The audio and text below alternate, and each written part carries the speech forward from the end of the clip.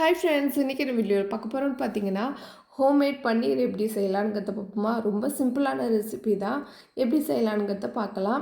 அதுக்கு நான் 1.5 லிட்டர் அளவுக்கு பால் எடுத்திருக்கேன். இது பசும்பால் தான்.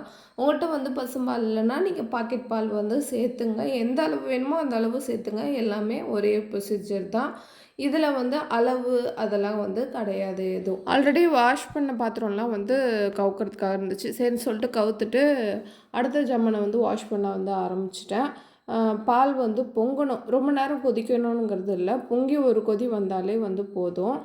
பால் பொங்கிடுச்சு பாருங்கள். இப்போ இது லோ ஃப்ளேமில் வச்சு ஒரு கொதி வந்தால் மட்டும் போதும். ரொம்ப நேரம் கொதிக்க வைக்கணுங்கிறது அவசியம் கிடையாது. அதுக்குள்ளே பாப்பாவும் ஹோம்ஒர்க் முடிச்சிட்டா. டைரி எடுத்துகிட்டு வந்தால் சைன் போட்டு கொடுன்னு.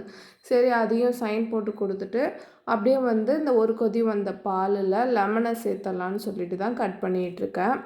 இதுக்கு ஒரு லெமன் தேவைப்படும். நான் ஃபஸ்ட்டு அரை லெமன் புழிஞ்சிக்கிட்டேன். பால் தெரியும்ல, அது கெட்டு போனால் ஒரு மாதிரி திரிஞ்சு போகல. அது மாதிரி இந்த லெமன் ஊற்றினா திரிஞ்சு போகும். சப்போஸ் உங்கள்கிட்ட வினிகர் இருந்தால் வினிகர் கூட இதில் சேர்த்து திரிய வச்சுக்கலாம் பாலை. நான் ஃபஸ்ட்டு அரை லெமன் ஊற்றி பார்த்தேன். திரியவே இல்லை, அந்த அளவுக்கு லேசாக தான் இதானுச்சு. சரின்னு சொல்லிட்டு அடுத்த ஆஃப் லெமனையும் சேர்த்துட்டேன் ஃபுல்லாகவே. இப்போ நல்லா திரிஞ்சு பாருங்கள். தண்ணி தனியாக அந்த பால் கட்டி தனியாக தனியாக பாருங்கள். இப்போ இதை வடிகட்டிக்கலாம். இதை ரொம்ப நேரம்லாம் விட வேணாம். அப்படியே திரிஞ்சோடனே எடுத்து வடிகட்ட வேண்டியதான்.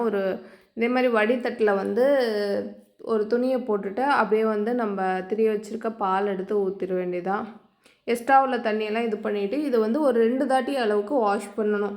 ஏன்னா நம்ம லெமன் சேர்த்துருக்கோம்ல, அந்த புளிப்பு தன்மை இருக்கும்.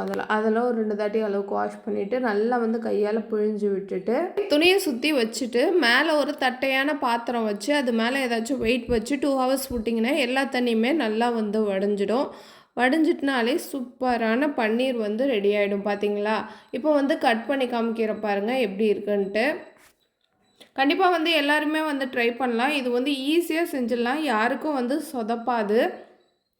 தண்ணியை மட்டும் ஒரு 2 ஹவர்ஸ் விட்டு வடிய விட்டுங்க. சீக்கிரம் இது பண்ணிட்டீங்கன்னா ஈரத்தன்மையோடு இருக்கும். இந்த வீடியோ பிடிச்சிருந்தா குட்டியை ஒரு லைக் போட்டுங்க. தேங்க்யூ.